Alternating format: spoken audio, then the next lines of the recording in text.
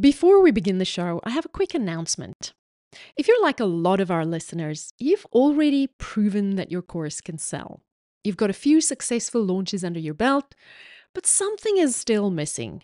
Maybe you're tired of doing everything yourself, scared to waste money on ads that might not convert, or just feeling stuck trying to scale beyond six figures without it becoming another job. Listen, I get it. After running ads for course creators and coaches for over 10 years, I have seen firsthand that throwing more money at ads or working harder isn't the answer. That's exactly why I created the Launch Lounge 30 Days Intensive. Here's the deal. Over 30 days, my team and I will dive deep into your business data. We'll create your customized launch strategy and give you a clear roadmap to scale without the hefty ongoing agency fees. You'll get two 90-minute strategy sessions with me personally, a comprehensive audit of your entire business, and a customized plan guaranteed to increase your profits in 2025. Yes, you heard that right. If you follow our plan and you don't see profitable results, you'll get your money back. Ready to turn your knowledge into a true freedom empire? One that lets you take Fridays off for that 10 a.m. Pilates class while your business keeps growing? Visit thelaunchlounge.com/intensive to apply. We only have 2 spots available this December, so if you want one of them, apply now.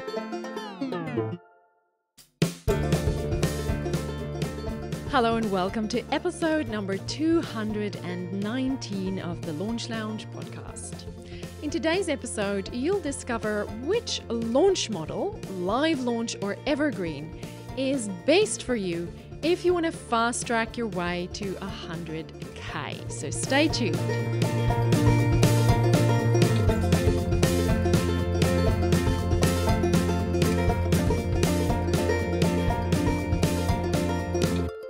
Going evergreen is super appealing. I get it. I hear it almost every single day. And I get the ads too that make a lot of people's evergreen funnels or their low ticket offer or their seemingly very low effort funnels appear to be very appealing. And live launching can be hectic, overwhelming. Not just is it overwhelming, but it's stressful. And all the work that goes into a live launch so that you can have 5 or 7 days of crazy town and then come out of it and feel so tired and overwhelmed that you don't even have the emotional energy to go back and do like a post-mortem. Hopefully it's not a post-mortem you're having to do, but like a data deep dive to see what actually worked and what didn't work.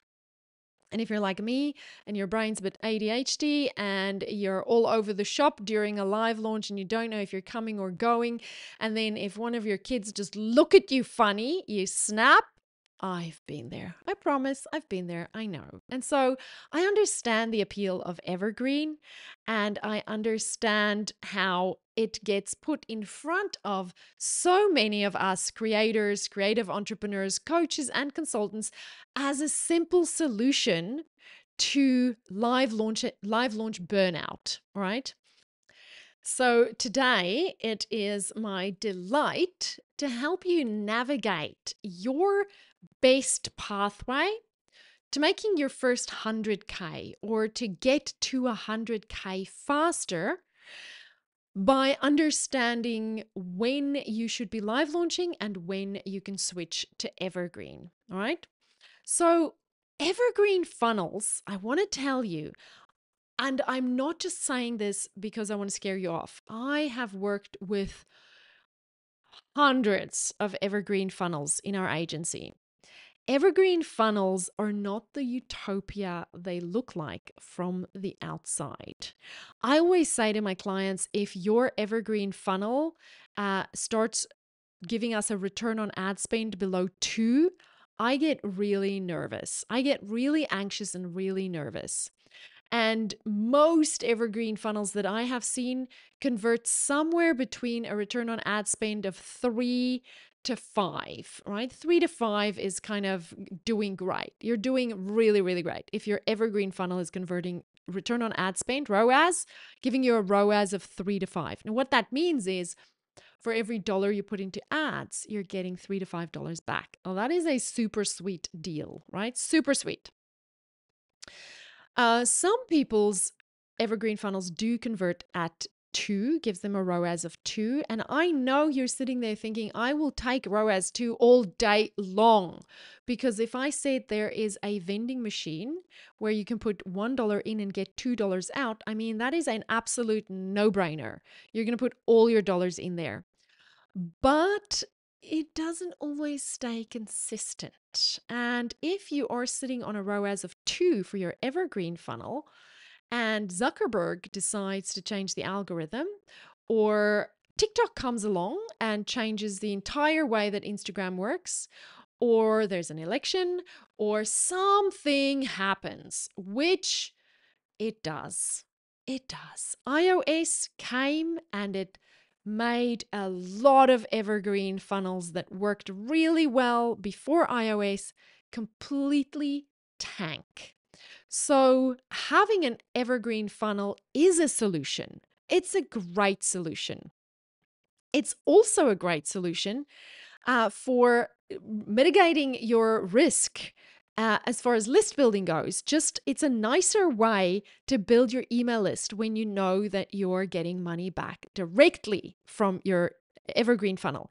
So even if your evergreen funnel runs at a low profit, even if it runs at less than ROAS 2, you're still building your email list with super qualified leads. And if some of them are buying, that's better than just list building ads where no one's buying for months and months and months until your live launch.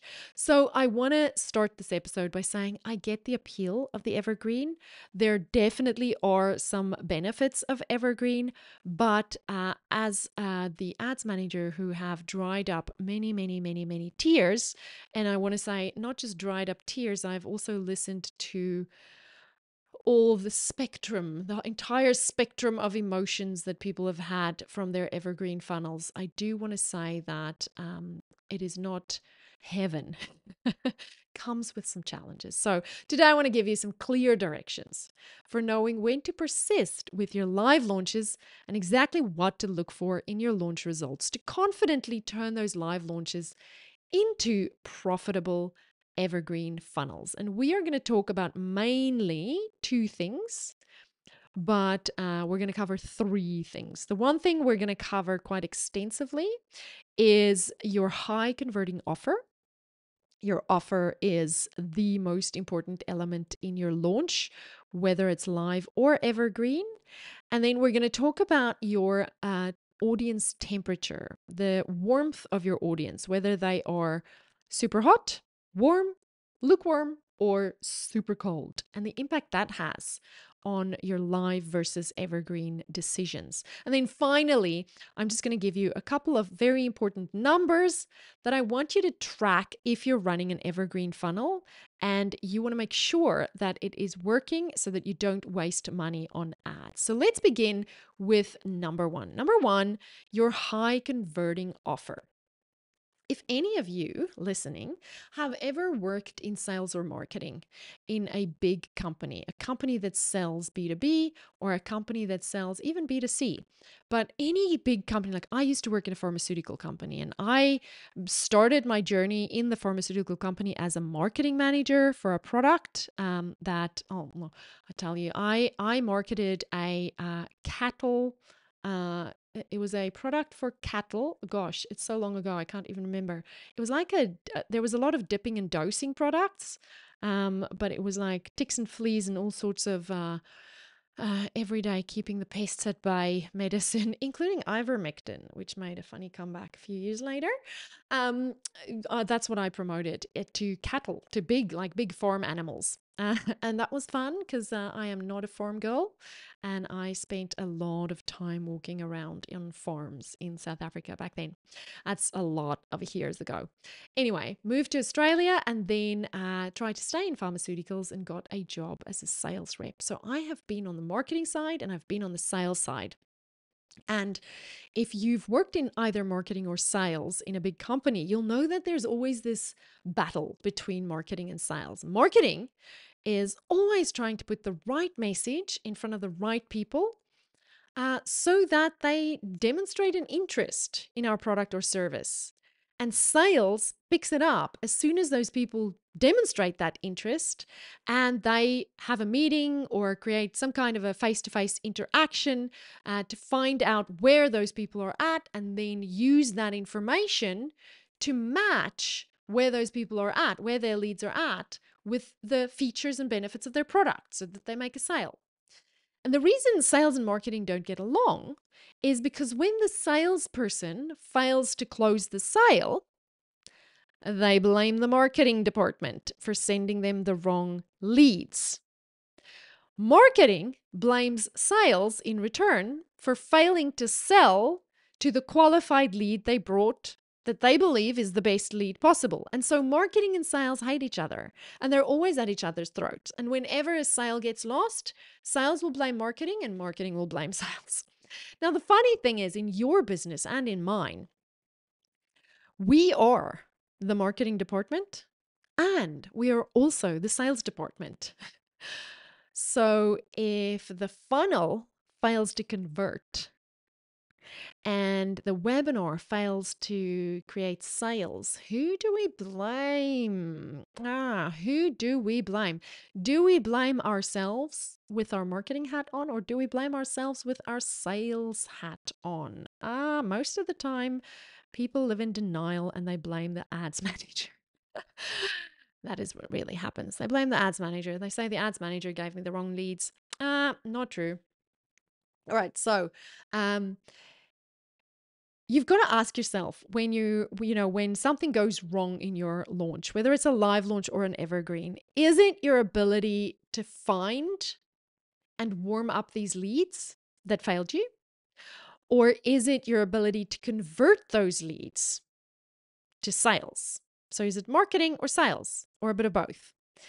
And what happens is when you're living in denial and not asking yourself, is it my ability to market or is it my ability to sell?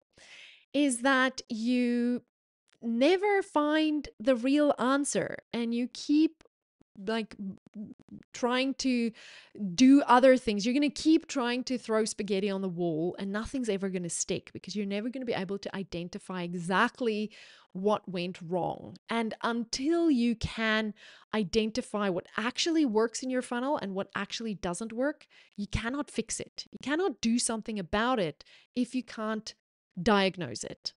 The reality is that when you create any funnel and that funnel doesn't convert, you have both a marketing and a sales problem. And neither of these problems can be fixed by throwing more money at ads. Do I need to say that again? Neither your marketing problems nor your sales problems can be fixed by throwing more money at ads. Resist the temptation, please. Offers and the art of making offers can be summed up as the ability to put the right message in front of the right person at the right time in such a way that it motivates them to take buying action, the action you want them to take, so that they achieve an outcome that they want to achieve. I'm going to say that again because that's a whole mouthful, right?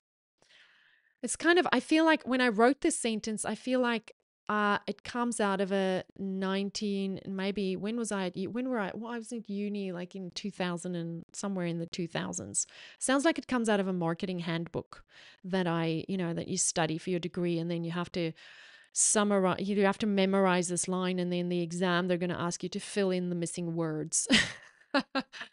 So I'm going to read that again because it sounds like one of those sentences, but you kind of have to wrap your head around it because it's the truth. Offers and making good offers, the art of making good offers, can be summed up as the ability to put the right message in front of the right person at the right time in such a way that it motivates them to take action so that they achieve an outcome that they want to achieve. So there's a whole bunch of elements in there. So let's unpack these elements. First of all, they have to have a need. They have to have a need. And you have to know in detail what that need is. It is important that we understand the pain points of our customers. And we have to be able to describe that need in language that makes them feel seen and heard. So we call it voice of customer. We use their language to describe their pain points and their desires. The second thing is they have to want a solution. They have to want a solution. You are not selling your course.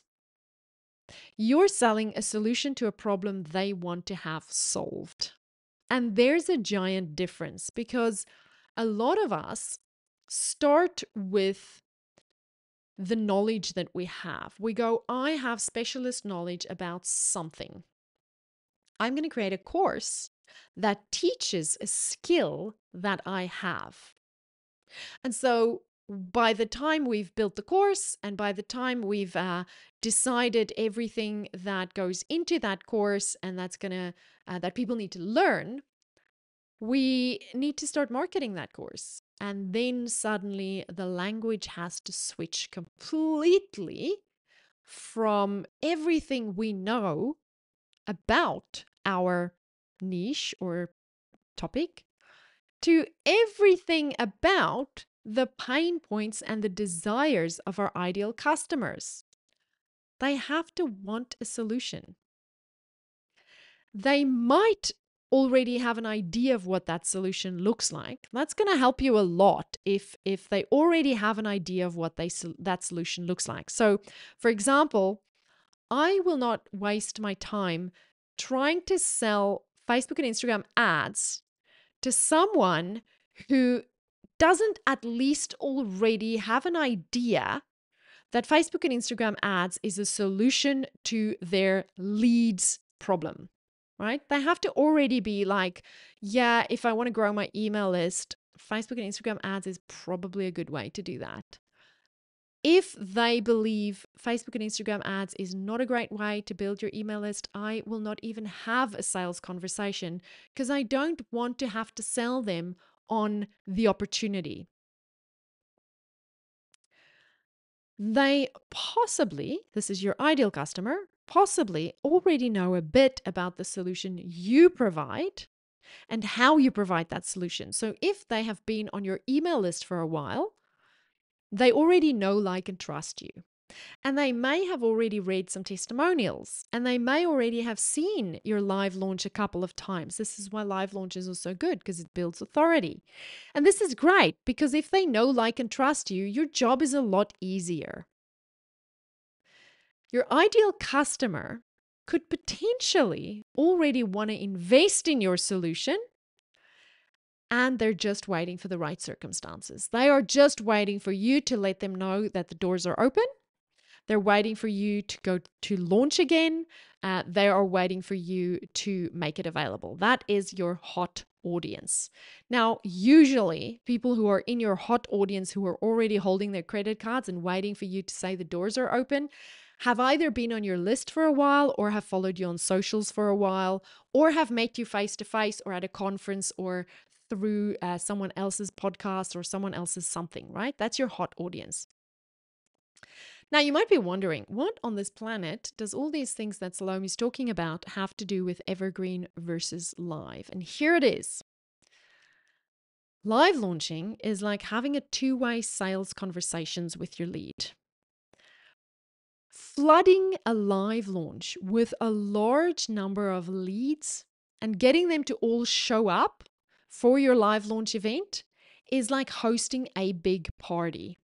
There's energy that comes from the collective experience. There's social proof that comes with being in, be it an online room with other people who are expressing similar needs as you, who are expressing similar fears as you, who are expressing similar desires as you. It's energy. We love that. We are people who need that, right?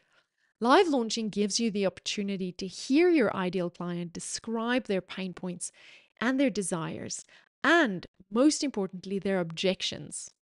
So you can capture the language that they use and make your launches more and more and more effective.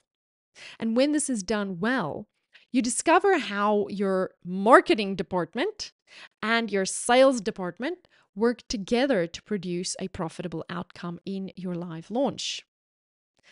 You learn the art of making good offers and building profitable funnels when you live launch. And unfortunately, there is no skipping that learning curve.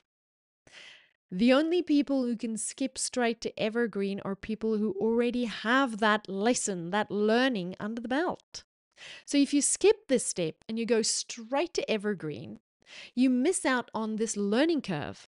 You miss out on hearing your audience, and you miss out on fine-tuning your sales message so that your webinar, your sales page, and your email sequences convert. So the thing you need to consider if you're choosing between a live launch or Evergreen, and you want to get to 100K faster, is do you have evidence? Not do you think or suspect. Do you have evidence, real data and evidence that your offer converts? That's your webinar, your sales page, and your emails.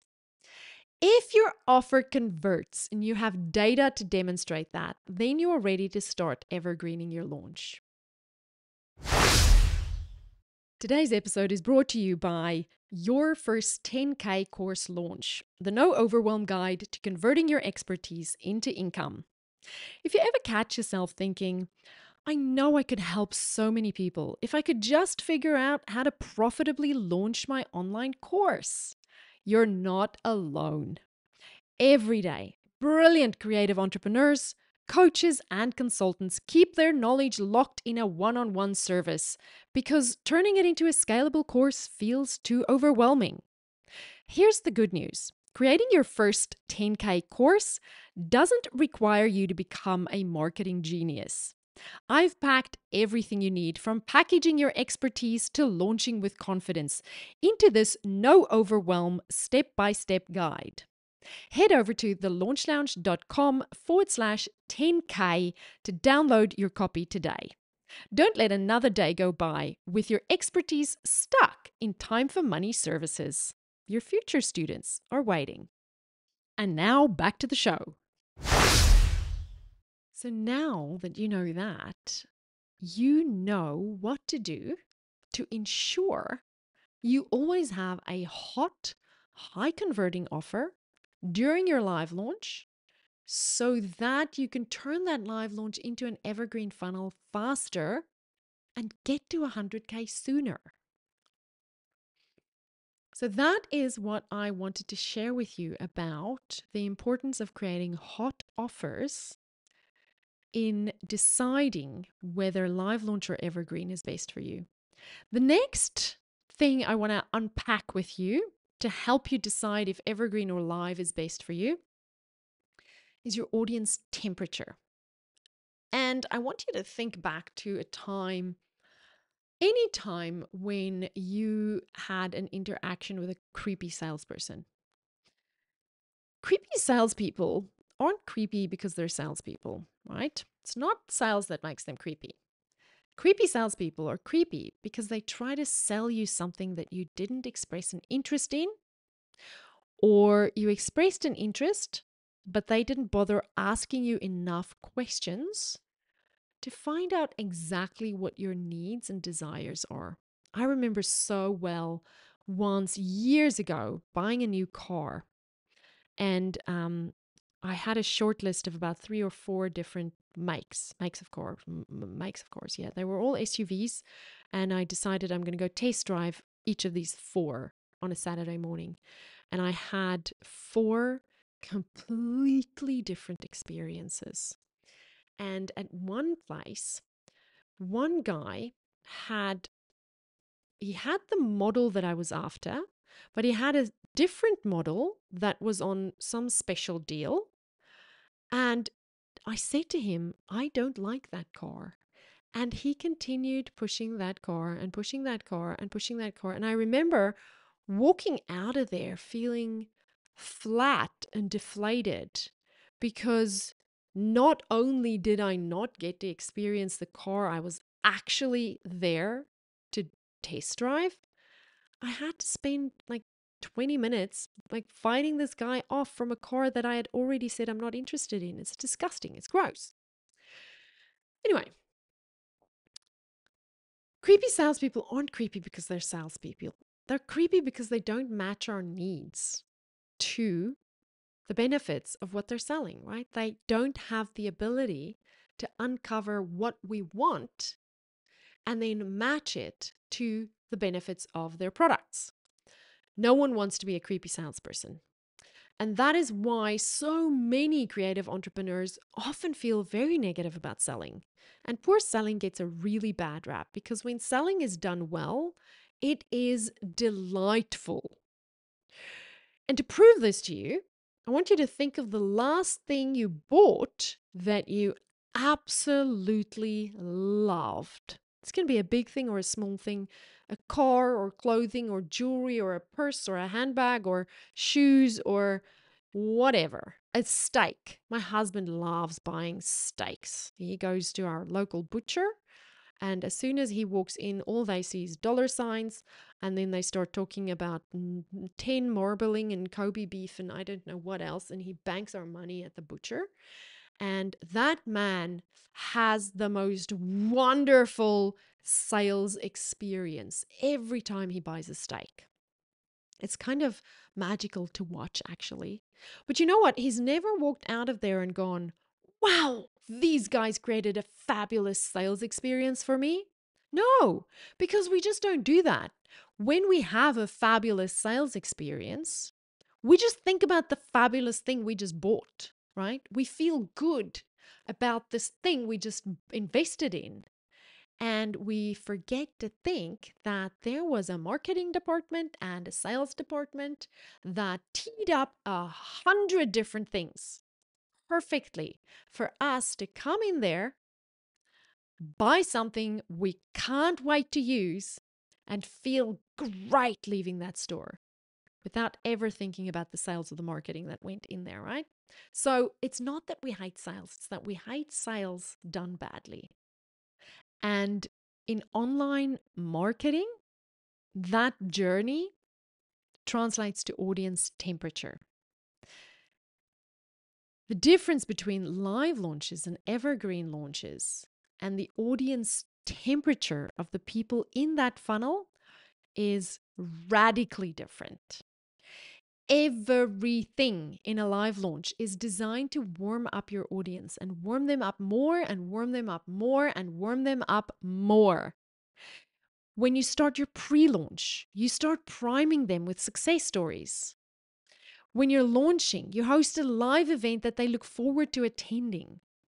Your webinar is a giant party, online party, where there's energy and it educates them and shows them how you can get them results. You overcome their objections live, you answer their questions.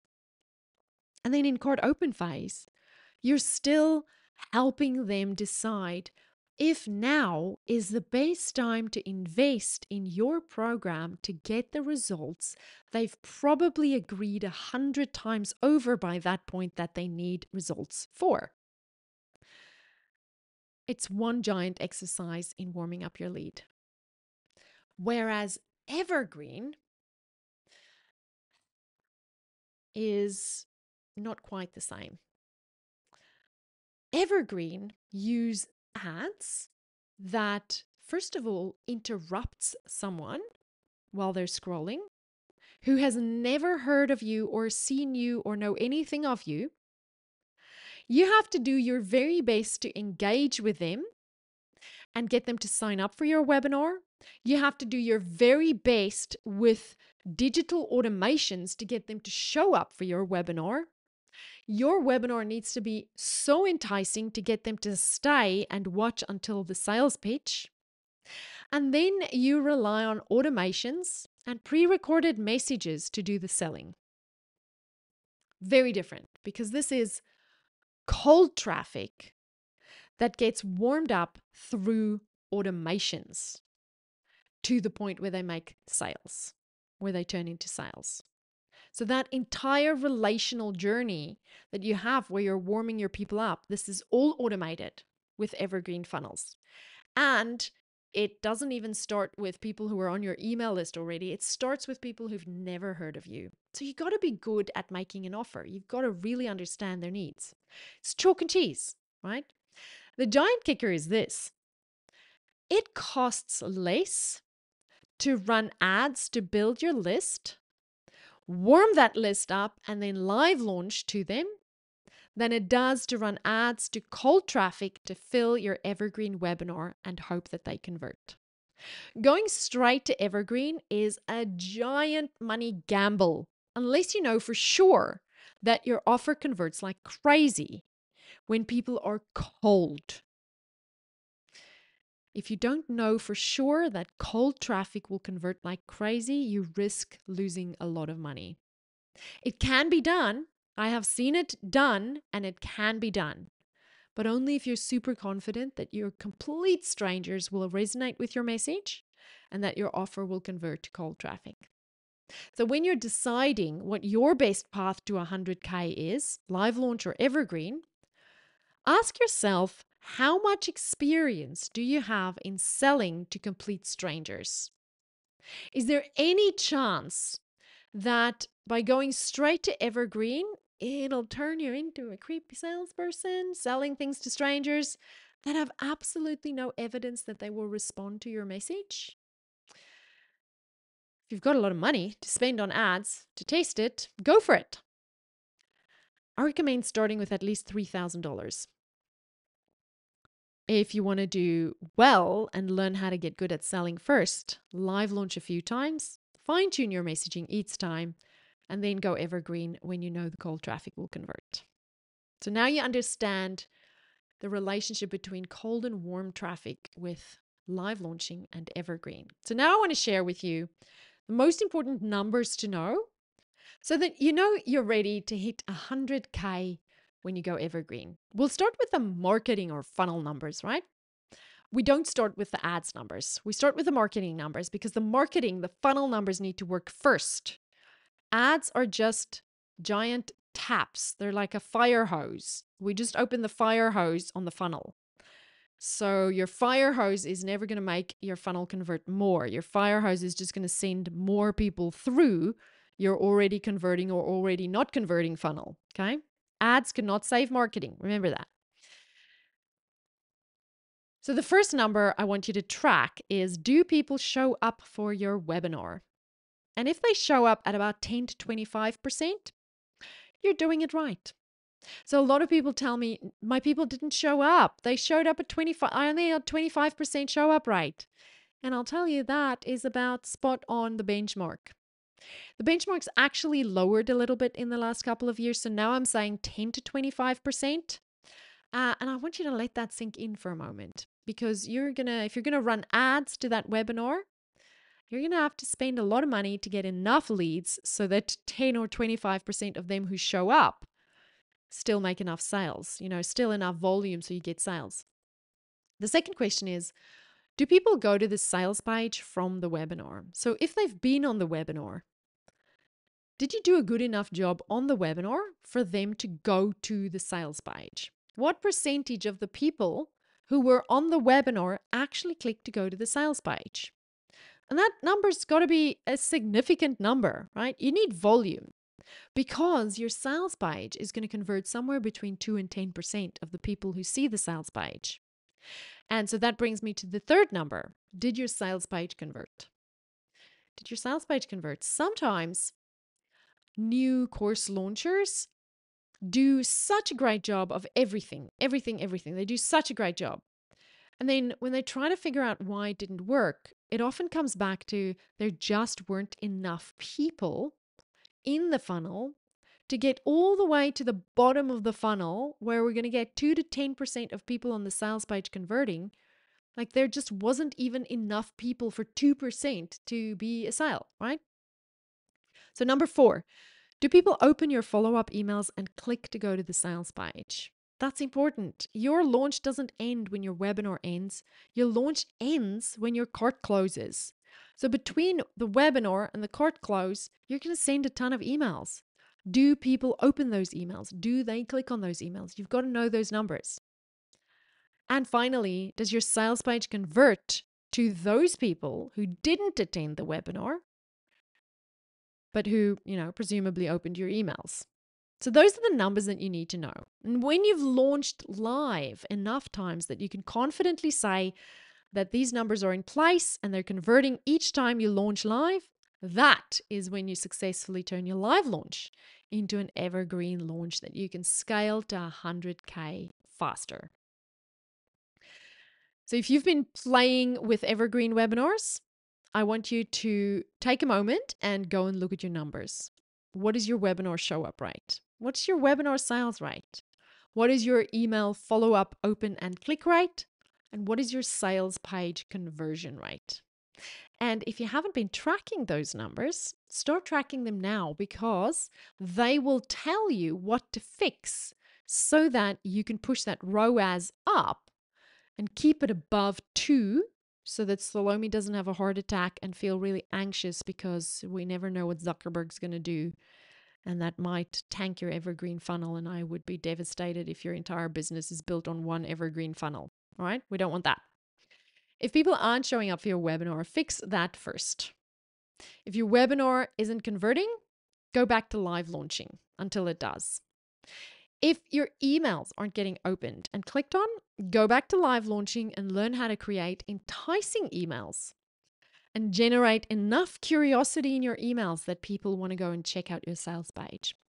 And if your sales page isn't converting, survey your audience and find out what is missing from your offer. Because when they're not buying, they just don't find the offer enticing enough. And they're going to use language like, I don't have the money, or I'm not sure if I have time, or I don't have time to learn right now. And those are all really just their brains giving them a logical reason because they did not have an emotional reason to say yes. I know a lot of you hate live launching, and I don't love it either. But going through this learning process will save you years of frustration and fiddling with half profitable evergreen funnels that starts losing money as soon as Zuckerberg changes the algorithm. So go forth and enjoy happy live launching, live more than you feel comfortable with, so that you can get that learning phase over and done with as quick as you can, and move on to have profitable evergreen funnels that bring you big fat ROAS and get you to 100K sooner. Have a wonderful day, and I'll see you again on Thursday. Bye. Before you go, if today's episode helped you, imagine how many more lives could be transformed if other creators, coaches, and experts found these strategies too. Your shares and reviews help more course creators discover how to get their knowledge out into the world. Please take a moment to rate the show and leave a quick review. When you do, we get to reach more people and we make a bigger impact together. Because when more people who help people succeed, the world becomes a better place. Thank you.